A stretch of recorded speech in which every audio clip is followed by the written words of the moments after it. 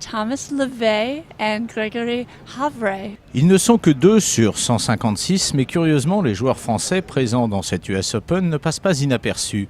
Thomas Levey, parce qu'il fait partie des meubles, tout le monde le connaît, il vit ici, il jouit ici d'un capital de sympathie, et ses séances d'entraînement sont bien souvent émaillées de blagounettes avec l'un ou l'autre. Pour Gregory Havre, c'est un peu différent, plus soudain, consécutif à cet incroyable US Open 2010. Cathy Huston est journaliste au Washington Post. Elle fait partie des 15 journalistes du quotidien qui couvrent l'événement et sa mission à elle est précisément de raconter de petites histoires qu'elle va chercher à la source de la bouche des sportifs eux-mêmes. Et ce vendredi matin, Cathy nous racontait dans le Washington Post la triste histoire de Gregory Havre. J'ai beaucoup aimé parler avec lui. Je pense que c'est un joueur magnifique et une personne encore meilleure. Mais il a eu des moments difficiles ces derniers temps parce qu'il a perdu son père. Nous avons évoqué l'US Open 2010 où ses parents étaient présents. Et je pense que revenir dans ce tournoi, c'est quelque chose de difficile pour lui et probablement cela a-t-il pesé sur son score aujourd'hui.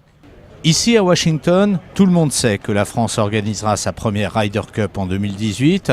À l'instar de nombreux joueurs, la presse américaine semble s'en réjouir. Elle compte sur l'événement pour approfondir sa connaissance du golf professionnel français. Pour être franc, je pense que la plupart des Américains ne connaissent pas les joueurs de golf français. Ils ont évidemment entendu parler de Jean Van de Velde pour ce qu'il a fait au British Open. Mais avoir la Ryder Cup en France va certainement faire connaître le golf français dans le monde entier et susciter également des vocations chez les jeunes golfeurs français. Et je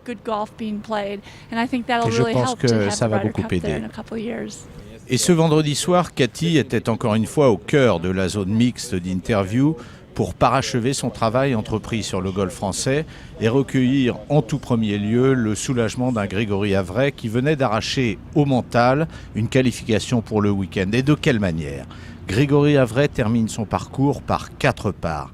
Mais la carte seule ne révèle pas les tourments endurés par le joueur sur ces 4 derniers trous. Part sauvée au 15.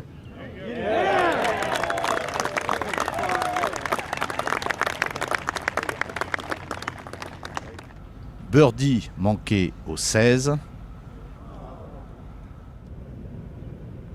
Birdie manqué au 17.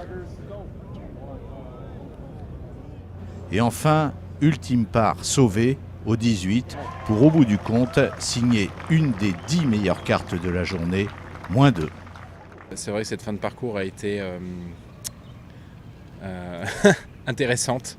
Probablement à suivre, pour moi effectivement aussi, de l'intérieur. Ce sport, on a des hauts et des bas. Hier, c'était clairement pas la fête et aujourd'hui, ça a tourné en ma faveur. Voilà, c'est sûr que ces 4 derniers trous, je suis passé par un petit peu tous les états et il n'y a pas que moi, je crois. Thomas Levey, lui, ne sera pas là ce week-end. Jusqu'au trou numéro 9, tout était encore possible. Après, plus.